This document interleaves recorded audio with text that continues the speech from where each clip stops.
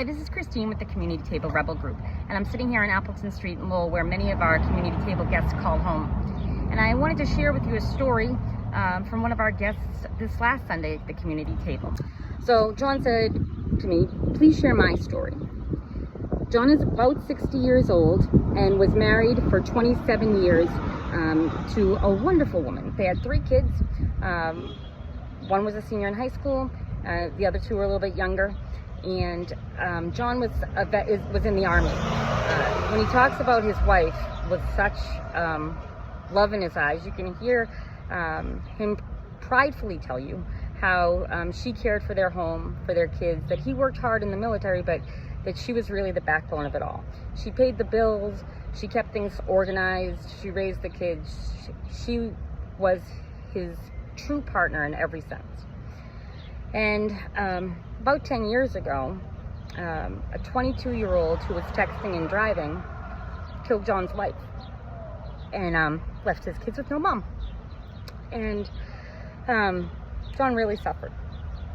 And as he said, just like this, my mind, I just lost it. John had a sister who stepped in, moved into their home, helped with the kids. He said he would have lost the home 5 times over had it not been for his sister's help. But when the last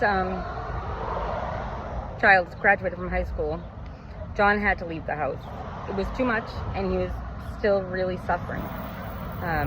John hadn't gone back to work yet, and the military told him he had 2 years left on his contract and could not collect anything, could not do anything until he fulfilled those 2 years. I asked him if he had had any help or intervention to find out if some sort of discharge or there was some sort of exception based on his tragedy in his life, and he said he was never really in a position to look into it because once he lost his wife, he really lost his mental health. John's better now. He never was a drinker, never did drugs, very active in the gym still, clean-cut guy. When his last child graduated, he put on a backpack, left the home that he had with his wife, went to Arizona, and hiked around and slowly hiked his way back to his kids.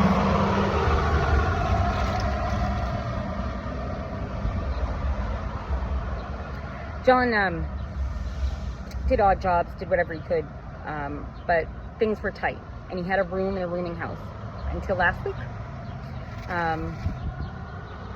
John's rent went from $750 a month for that one room and shared bathroom, shared kitchen, to $850 a month.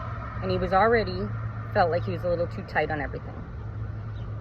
So John decided that the only thing he could do was to pay his last week and take the rest of his money, buy himself a tent. And now John lives outside in Lowell, in a place that I can tell you is not some place that anybody should be living, but also a place that most certainly someone who served our country for all those years and through no fault of his own ended up in a really horrific circumstance. This isn't how we should take care of our veterans. This isn't how we should take care of anybody. We are failing John, and we're failing a lot of people. John said to me, I have faith that everything's going to work out. I'm going to live in my tent until I can raise enough money because rents are slightly cheaper down south. And as soon as I can, I'm going to start trying to find a way to get down to Florida or someplace. That way, if I have to live outside, it won't be as cold as it was last winter.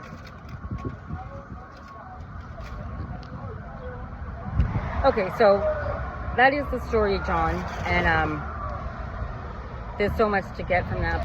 I'm home now and I've regained my composure just enough to tell you why it's so important to tell John's story and the other stories of housing insecure individuals. Homelessness is a symptom of a number of other issues, and before we can really address housing insecurity and food insecurity, we need to address the underlying issues. But to even understand what those underlying issues are, we have to meet the people that are living with those issues. Homelessness is not an obscure political debate. We have houses, we have food, yet people aren't secure enough to have a home or to have food. So what do we need to do? We can't know that until we know who's having this problem and why. There are so many reasons for homelessness, there's so many reasons for poverty, and until we understand them, we can't fix them. So I hope you learn about John and his story, and that it resonates with you, and together we can support organizations that support folks like John in getting them from poverty to independence. Thanks so much for listening.